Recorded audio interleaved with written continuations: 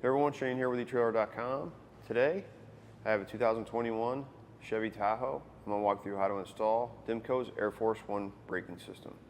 The braking system is going to give you brakes on your vehicle while it's being flat-towed. The Air Force One is going to be a truly proportional system, which means that it's going to work off the air pressure coming from your motorhome. This is our main unit. This is what it looks like when it's installed. If you install it this way, we put it right on top of the lid for the fuse panel, which is normally the place you're going to find in the engine compartment to place these. You're going to have an actuator that's going to mount to the brake pedal. When you apply the brakes in the motorhome, it's going to send air pressure into the system through the air lines to that cylinder, and that cylinder is going to apply the brake in the vehicle. The system is going to come with the motorhome side, so if your motorhome has air brakes but does not have the air tank or air lines, it is going to come with that kit, so it will allow you to install those components on the motorhome side as well. It's going to come with your hose that goes between the motorhome side and the vehicle, so that again your towed vehicle is getting that brake pressure that it needs to apply the brakes on its own. Now there are other types of systems out there, portable systems for instance, that also work with motorhomes with air brakes. However, keep in mind with portable systems you have to set them up each time. They're going to take up a lot of room when you have to remove them. You're going to have to store them somewhere until you're ready to flat tow the next time. There's going to be two options with the Air Force One that you can choose. One of them is going to be an LED light that you put on your rearview mirror of your towed vehicle. The problem they're finding with that is when the sunlight shines down on the windshield, it's hard to see that light through your mirror or through your camera on your RV. So you don't know whether your brakes are being applied in your towed vehicle. The other one is a wireless coach link, which we have here today. It's got a wireless monitor. You'd plug it into a 12-volt outlet here in the RV. And on the car side, there's a little box you hook a couple wires up. And when you apply the brakes, 3 red lights come on and it tells you that the brakes are being applied. This system also has a buzzer on the back. If you would like to have the buzzer on, I will say it's loud. Most people opt to have that turned off because you can see the lights clearly. Now that we've gone over some of the features of the system, let's walk you through how to get it installed. To start our installation, as you can see, we already have the fascia removed. We've already installed our base plate and our diode wiring. Now we're installing the braking system. We need to determine where we're going to mount our operating unit first. A lot of the best places that we have found are going to be on top of the fuse panel lid. So you want to make sure when you mount it on top of the fuse panel there, if you're using screws, none of the screws are going to touch any of the tops of any of the fuses. And when you put holes in it, you want to make sure you seal those very well so water doesn't get inside. So if you take your braking system and you lay it on top, you can take these tabs, we can fold them down flat to where they meet the sides, and then we can mount it to our lid. I've got my tabs bent, I've got them marked. What I'm actually going to use instead of screws is I'm going to use zip ties. So I'm going to drill these bottom 2 holes, and I'm going to drill a small one at the top, and I can run a zip tie right through it, seal up each of the holes, and my operating unit will be secure on top of the lid. So this is how I did it. The zip ties on the inside or the heads of them. You can essentially do one long enough zip tie to where you go through, come all the way through to the other side. But keep in mind, the longer the zip tie, the wider that zip tie is going to get, the bigger the hole is going to be. I chose to do 4 because I can keep the hole a little bit smaller and it's a little bit easier to seal up. So now we've got it mounted. We've got RTV silicone on the inside and the outside of the holes. Now we can set this back in place.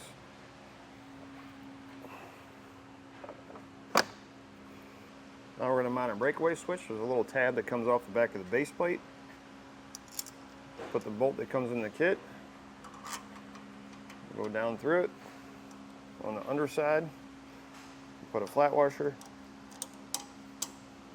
And then I unlock that. We'll use a 7/16 socket wrench and we'll tighten that down. Now you're going to have 2 wires that are coming off your breakaway switch. We're going to route both up to where the battery is, or the operating unit. Black one is going to be connected to one of the wires on the operating unit. The orange one is eventually going to be connected to the battery with a fuse, but we're gonna have to run a wire from inside out and connect them both together first. So we'll get these routed up to that area because our battery's over on the same side here as our operating unit, and I'll show you how I did it. Now we're gonna have to extend these wires up because they're not gonna be long enough to make it up there. So I'm gonna strip back each one of these. And instead of using a regular butt connector, I'm gonna use heat shrink butt connectors.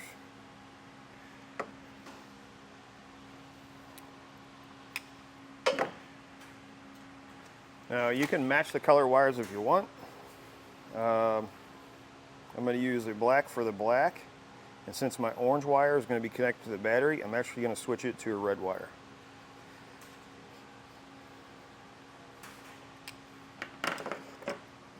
Now we can take our heat source and we'll shrink up our butt connectors.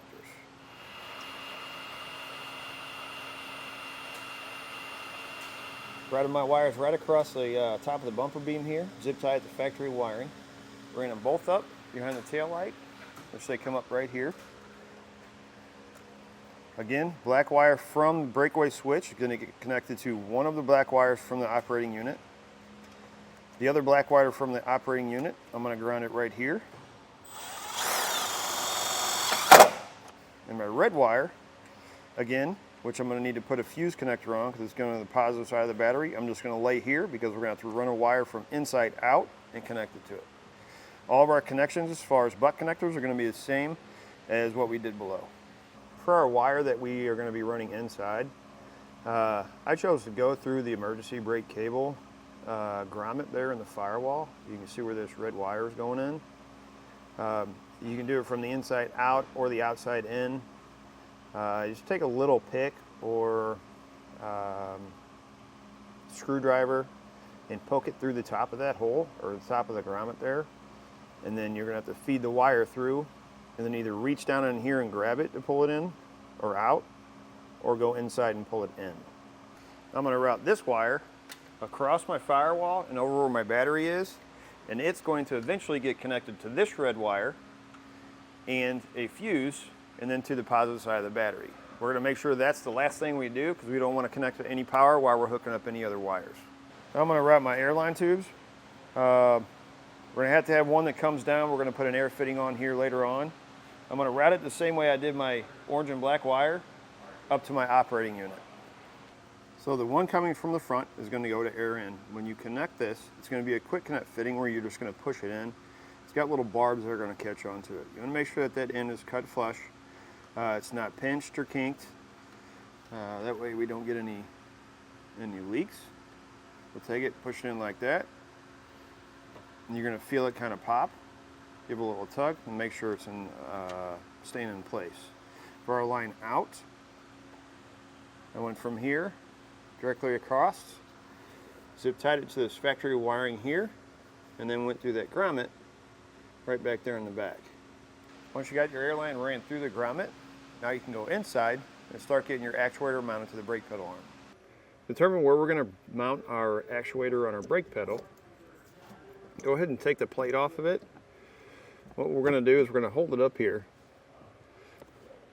Push on your brake pedal. What we want is we want this cable to go straight back to the firewall as much as possible. Looks like our pedal doesn't really go down, it goes straight back. So I think right here is probably going to be a good place. We don't want to mount it too low so our foot hits it, but we don't want to mount it too high so that it doesn't actually apply the brakes. So we'll go ahead and put this plate back on.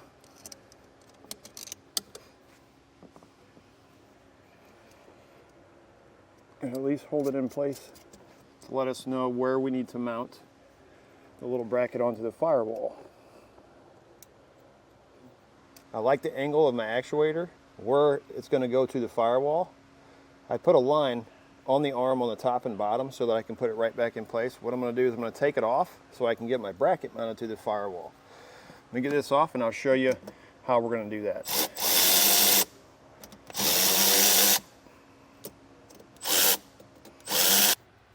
So this is the bracket I'm going to be mounting to the firewall. I've already notched it out. insulation here on the back, or on the firewall itself. So this is essentially going to sit up in here like this. It comes with a few self-tappers. I don't like the length of them because a lot of these firewalls are getting real thin, so I switch them out for shorter ones. So now we're going to get this mounted up here.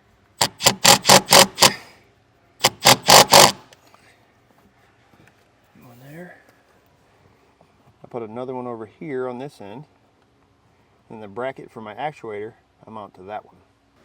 Once you get your bracket mounted to the firewall, go ahead and remount your actuator onto your arm, onto the brake pedal arm. Make sure there's about a 1/4 inch of play in the line. Then I suggest taking your brake pedal and pushing it one more time or a couple times, and make sure that the back of it is going towards the bracket on the firewall. If it's not, make a few adjustments. You can adjust this just a little bit up or down to get your back end lined up with that as the brake pedal is being depressed. Once you get your actuator done, we can move on to the wireless coach link.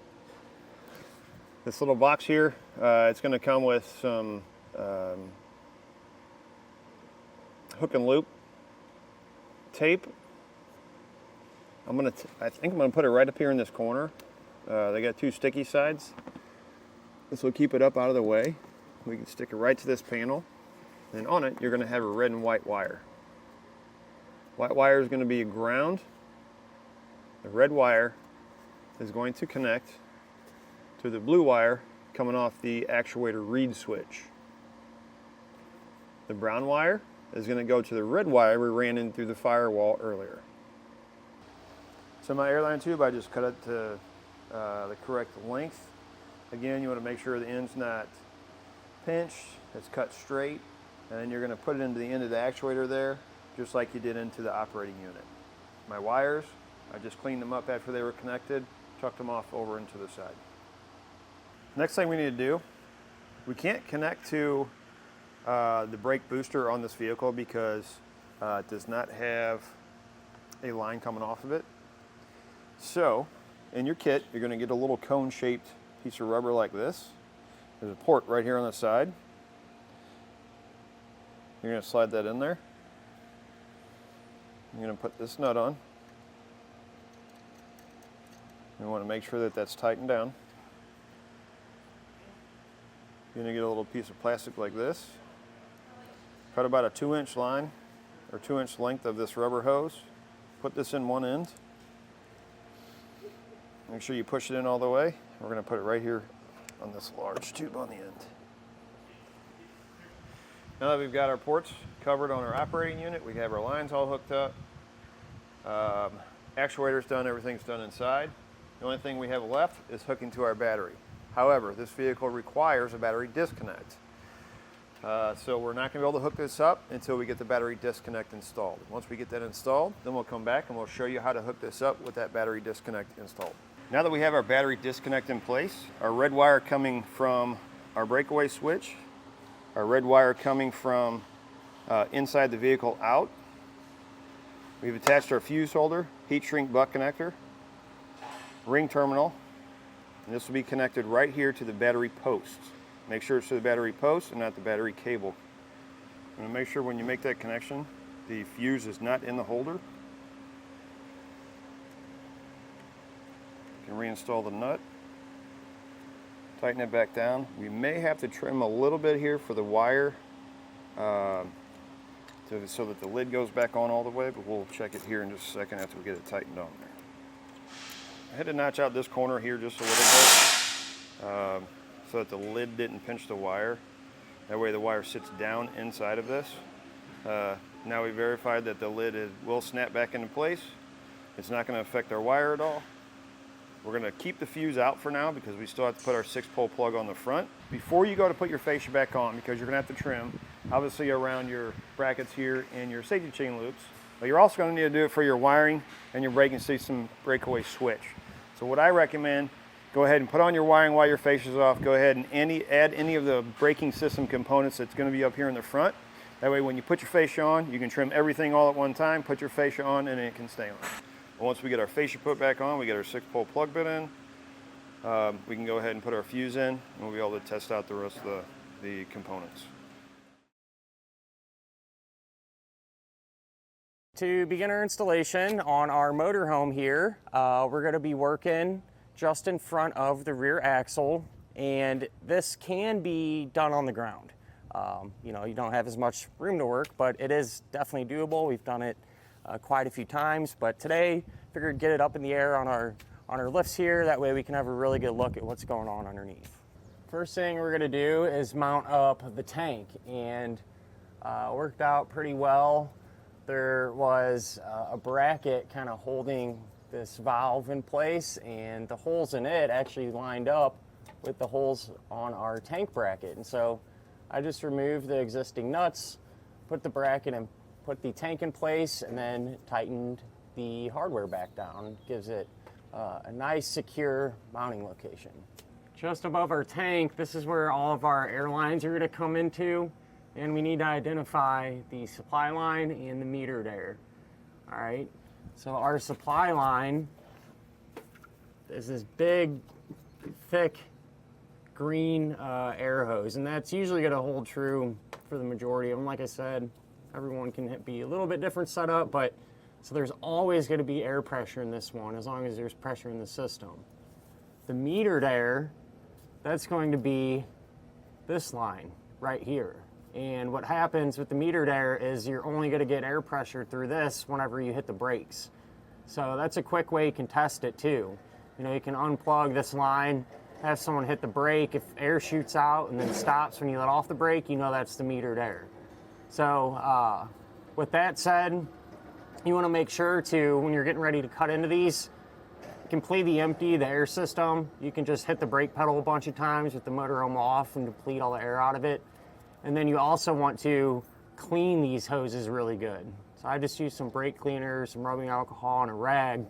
Get any potential grime or undercoating off. That way when we put our fittings in there, it's not going to leak. Now that we identified our metered and supply lines, we'll start with the metered air. And how you're going to make this connection is you're going to cut this hose. I try to find a spot that's kind of straight.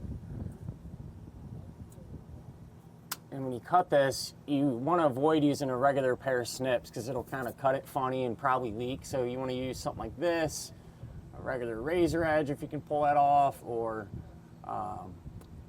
even they make tubing cutters that you can use. And you want the ends of the cut to be clean and straight.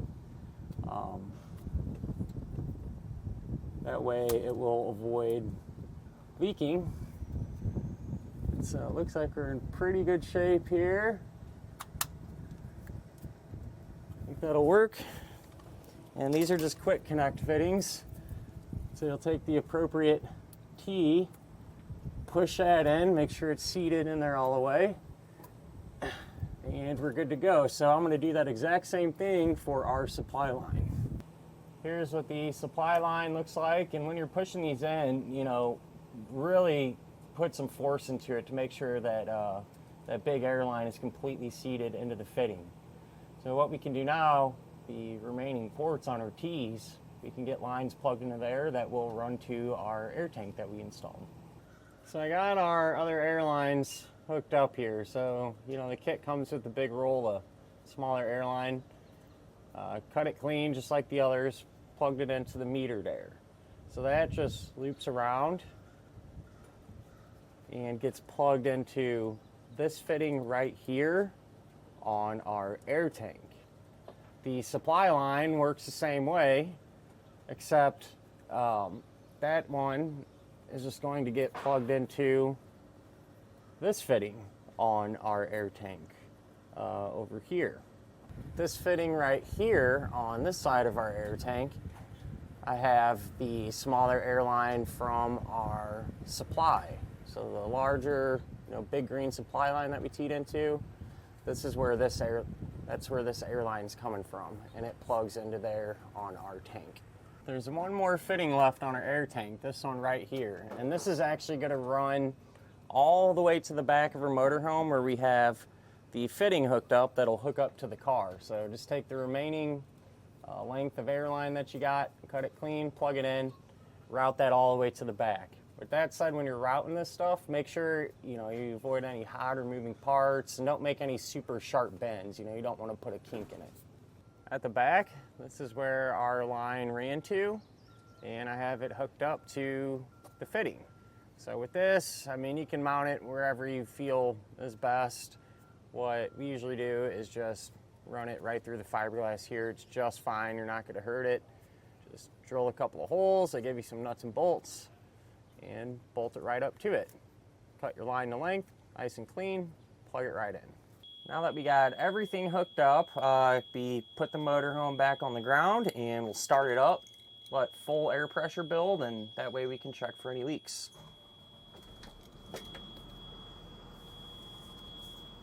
We got our system completely filled up, full of air pressure, and to come back underneath to check for leaks, usually it's pretty obvious if you have one, you'll hear it. But if you don't hear anything and you want to play it safe, which what I recommend doing, you can take soapy water and spray those fittings down, and if you have bubbles constantly forming steadily, then you know you have a leak there. All right, so I did that, we're all good, we don't have any leaks. But if you do happen to have a leak, get all the air pressure back out of the system, you know, relieve it, and then with those quick connect fittings, you can unplug the lines. Make sure the ends are real clean, you know, wipe them down again. If you have to recut them straight, do that. Plug it back in and continue to fill it up and check it until you know you're leak free. Now that we're hooked up to our RV, we've tested it, we know it's working correctly. That's going to do it for a look at and installation of Demco's Air Force One braking system on a 2021 Chevrolet Tahoe.